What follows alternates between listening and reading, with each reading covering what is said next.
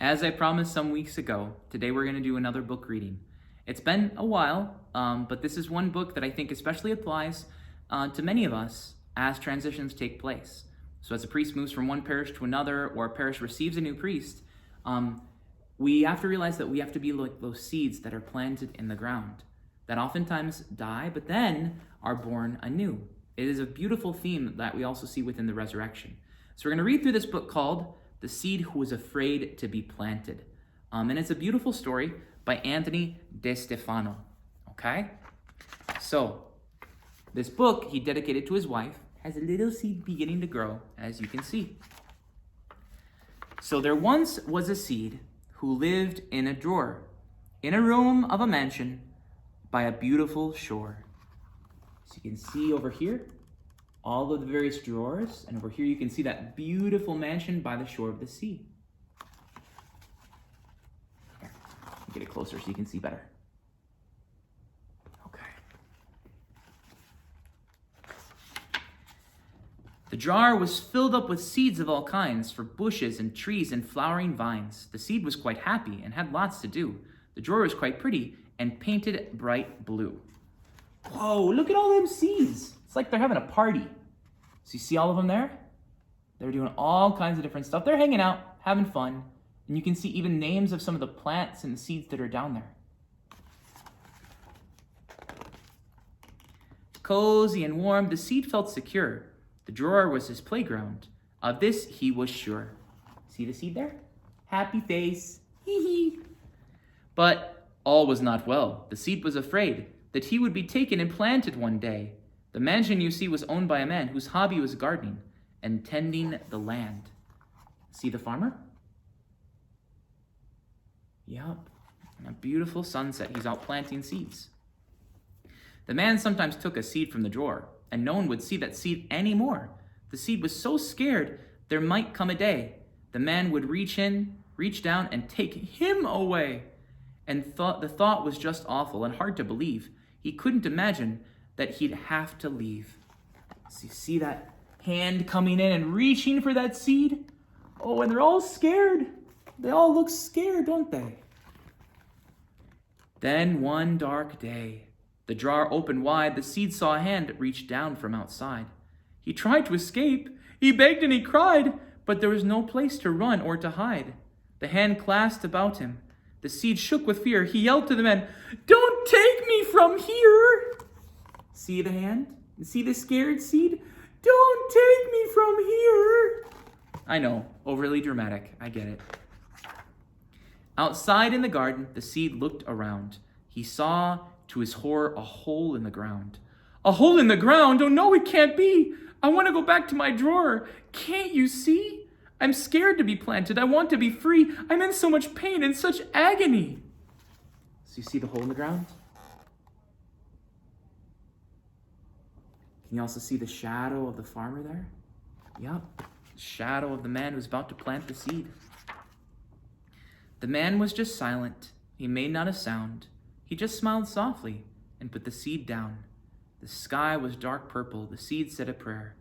The man stood above him and buried him there. Can you think, would that be scary for that seed? See?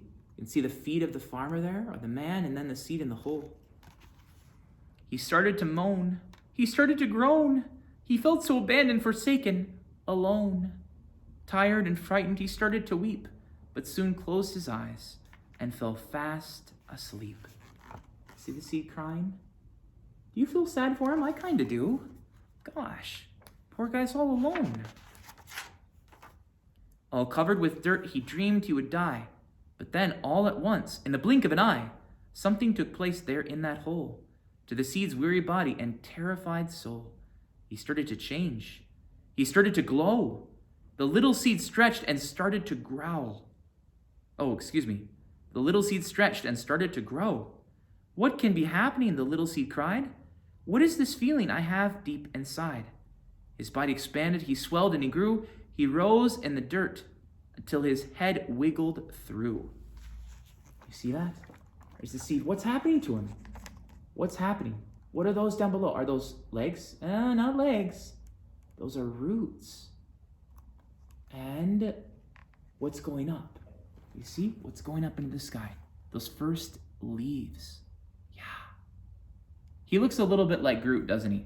Yeah, he does. If you guys have seen the Defenders of the Galaxy, yeah, you know, he looks like Groot. Okay. Once through the soil, he saw great light. The sun in the sky was dazzling bright. Whoa, is that the same seed? Is that really the same seed? Can it be the same seed? I think it is. Slowly but surely, the seed was aware of rising and climbing up into the air. At last, the seed realized. At last, he could see. He was really and truly becoming a tree. A tree. Yes. Becoming a tree. Look at that. He's becoming a big tree out by that mansion. Higher and higher the little tree went. Into the heavens he made his ascent. Suddenly branches sprang from his side. Hundreds and hundreds of leaves multiplied. The branches grew nuts and fruits that hung down. They swayed in the breeze and covered the ground. Then filling the air with fragrant perfumes, the tree sprouted flowers and blossoms and blooms. Wow. Who would have ever imagined that seed could be so beautiful? Look at all of those flowers. Look how happy that seed looks. Wow. Then birds began building nests for their young, joyfully flapping their wings as they sung. In the tree's branches, the baby birds napped, while woodpeckers pecked at his bark full of sap. See him over here? See the little birdies? Cheep, cheep, cheep, cheep, cheep, cheep. And the woodpecker pecking. I don't know if you would like the woodpecker. And it's probably not good because it's like picking at a scab. I don't know if I'd like that. Cardinals and blue jays flew from above. They played with the eagles and owls and doves. Squirrels and rabbits began to appear. Beautiful butterflies came flying near. Look at all those things that are there that he would have never seen if he hadn't left the drawer. Had that seed not become a tree, he never would have seen all of these beautiful things. This tree was amazed. He looked at the scene. The sky was so blue, the garden so green. Mountains and vineyards and cities he saw. Millions of mansions looked over the shore. Wow. You can see the fruit on it. You can see all the people down below in that city. See it there? So many things to look at. So many things to look at for that tree. The tree was so thankful and heavy with fruit. He bowed to the man in humble salute. The man stood below, a smile on his face. His children were running all over the place. They climbed up the tree. They swung from his vines. They seemed to be having the happiest time. Wow. The tree seems pretty happy these days. And he looks so much older now. You see the kids having fun playing in his vines? The garden was sunlit. The tree was aware of laughter and music and life everywhere. Life in the garden, life on the shore, so much more life than he had in the drawer. A breeze stirred his leaves, a wind howled through. The tree understood that all things were new. Wow, look at how big that tree became. You can see all the people down below. You can see the farmer, and you can see his people.